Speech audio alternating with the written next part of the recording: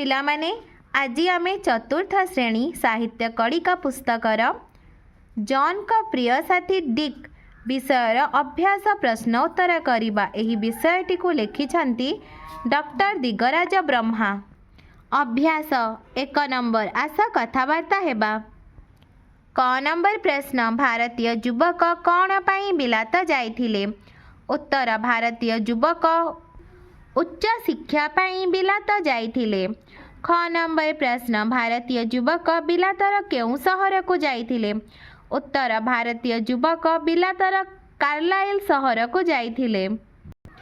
ग नंबर प्रश्न रास्ता पारी हेबारे जॉन काहींकी डिकर साहाय्य नेले? उत्तर जॉन अंध थिले तेणु से रास्ता पारी हेबारे डिकर साहाय्य नेले। 2 नंबर गार दिया जाइथिबा शब्द बदल रे सेही अर्थ बुझाउथिबा शब्द लगाई वाक्य गुडी को लेखिबा। क नंबर प्रश्न मु श्रेणी रे प्रथम हेबारु घर लोके आनंदित हेले? उत्तर मु श्रेणी रे प्रथम हेबारु घर लोके उल्लसित हेले। ख नंबर आजी अविरत वर्षा हेउछि? उत्तर आजी अनवरत वर्षा हेउछि।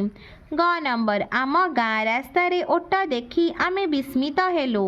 उत्तर आम गाँ रास्ता रे ओट देखी आमे विस्मय हेलु। घ नंबर नुआ जागा देखिबा पाई समस्तंक मनरे उत्कंठा थाए? उत्तर नुआ जागा देखिबा पाई समस्तंकर मनरे आग्रह थाए। 3 नंबर जेपरी कुकुर सहित पोषा लगाई पोषा कुकुर करा जाउछि सेई भली तल लिखित शब्द गुडिक सहित कौन लगाई नुआ शब्द तैयारी करा जाई पारिबो लेखिबा। उज्ज्वल आखि, अंतरंग बंधु, अनाबिल बंधुत्व, वृद्ध व्यक्ति।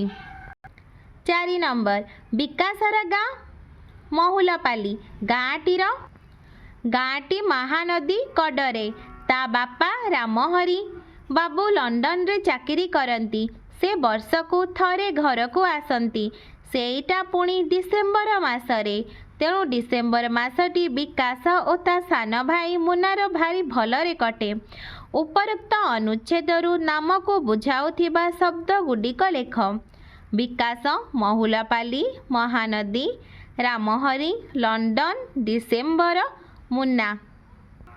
5 नंबर युवक जनक रास्तार आरपट को लक्ष्य कले देखिले जड़े वृद्ध व्यक्ति थॉमसन का डाकरे अटकी जाइछंती।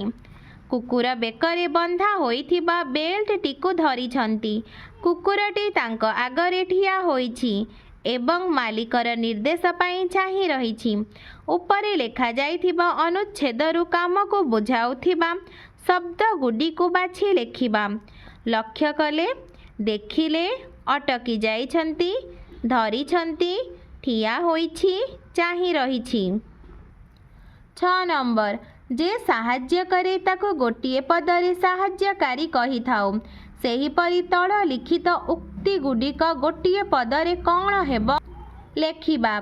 जे पादरे चले पदचारी, जे तालीम पाइछि तालीम प्राप्त, जे निर्देश दिए निर्देशक, जे भारतर लोक भारतीय, जहार चक्षु नाही चक्षुहीन।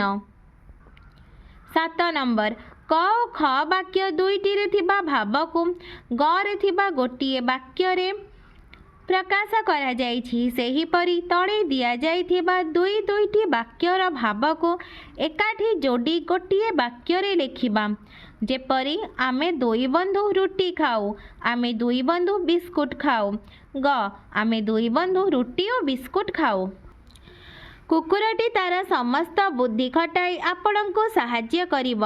कुकुरटी तार समस्त कौशल खटाई आपणको साहाय्य करिब। ग कुकुरटी तार समस्त बुद्धि और कौशल खटाई आपणको साहाय्य करिब। क नंदनकानन रे चिड़ियाखाना देखिबा। ख नंदनकानन रे उद्भिद उद्यान देखिबा। ग नंदनकानन रे चिड़ियाखाना उद्भिद उद्यान देखिबा। 8 नंबर आस उपरे दिया जाइथिबा चित्र को भल करी देखिबा और ता विषय रे खाली स्थान रे लेखिबा। पिलाटीए गोटिए कुकुर सांगरे खेलुछि से ठीक करुछि कारण कुकुर गोटिए विश्वासी प्राणी से आवश्यक बेले उपकार करिथाए। ता सहित हसी खेड़ी ताकू आपणार करी हुए। अन्य पिलाटी कुकुर को खाइबाकू देले से पोषा मना जाए। कुकुर गोटिए गृहपालित पशु होइथिबारु ताकू खाइबाकू देबा ठीक काम। 9 नंबर सरल भाषा रे बुझाई लेखिबा। डिक्र सेही आखि कण जॉन का आखि नुहे। उक्त गद्यांशटी आम साहित्य कड़िका बहिर जॉन का प्रिय साथी डिक विषय आनीत। एठारे लेखक दिगराज ब्रह्मा डिक्र आखिर महत्व वर्णना करिछंती।